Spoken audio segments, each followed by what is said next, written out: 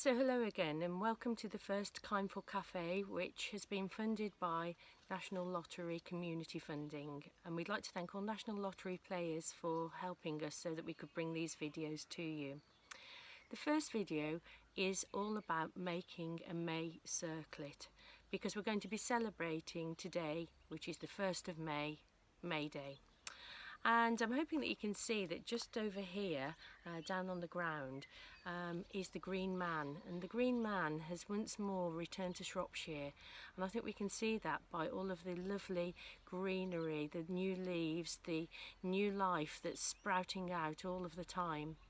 And it's a real time to celebrate. And of course, people in Shropshire, as everywhere over the country, really wanted to celebrate this fact. Now, of course, I'm assuming that you've already gone out and bathed in the May dew, and that you've collected your greenery, that you've had the first drinks of the cream from the milk, the first drink from the well, as you've gone and collected your water this morning, because all of these things were meant to be really magical things to do on May the 1st. And bathing in May dew was of course meant to rejuvenate you and also to keep your complexion absolutely beautiful. So without further ado, I've been out collecting after I'd of course had my bathing in May dew time, and what I've done is I've collected some hazel. Hazel's really good because it's nice and bendy. I've also collected some hawthorn. Now hawthorn is of course where the Mayflower can be found, and of course there's the saying, never cast a clout until May is out. And in this part of Shropshire, that's normally quite late on before the Mayflower itself will come onto the hawthorn. You've got to be quite careful actually picking this, because it's got some quite nasty spikes on it, some thorns, so do be careful when you do that. However, I was really surprised. I've gathered all of these from my garden, I should say. I haven't gone raiding hedgerows. But when I was picking my hawthorn, I've actually found that I've actually got one part that's got some flower on it, some Mayflower. Now, whether this is significant in terms of a sign of global warming or something like that, I don't know, but certainly Charlotte Byrne in the Shropshire folklore book tells us that you wouldn't have found Mayflowers at this time of the year, and that Shropshire people would have used things like marsh marigolds and other flowers to decorate their houses with. But here we are, we've got Mayflower. You can collect anything really. My lilac at the moment is in full flower and smells absolutely gorgeous, and so I'm going to use some of that as well.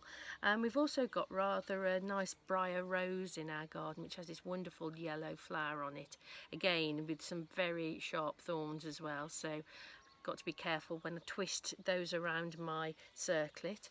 And I've also got a few little forget-me-nots.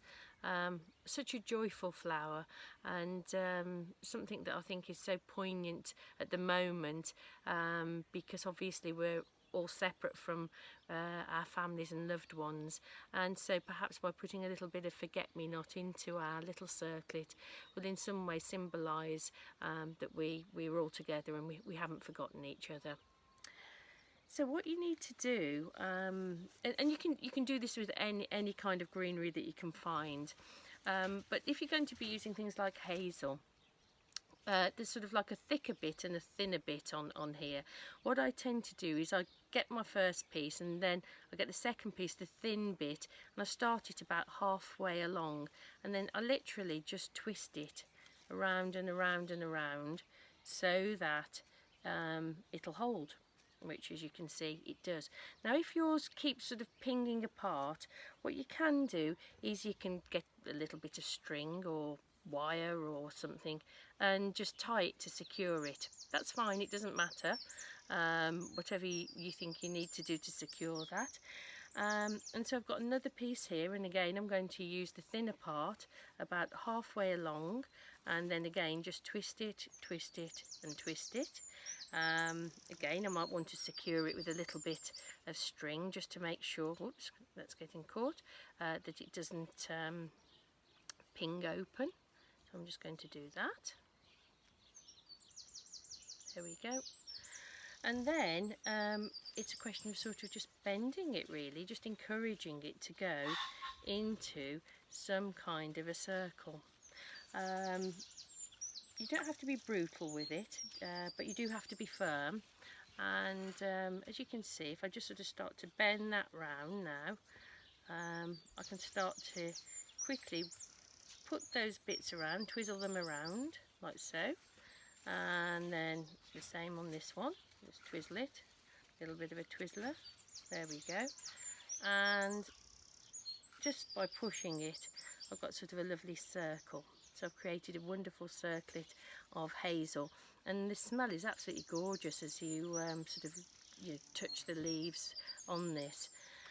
If you find that parts are sort of springing open, as I said, use a little bit of wire or string to just sort of bring them together. So I'm just going to do that. You can catch this little part here. You can tidy all that up later on. So I'm quite happy with that now. What I'm now going to do is put in some of the hawthorn that I've gathered, and especially the ones with the wonderful mayflower.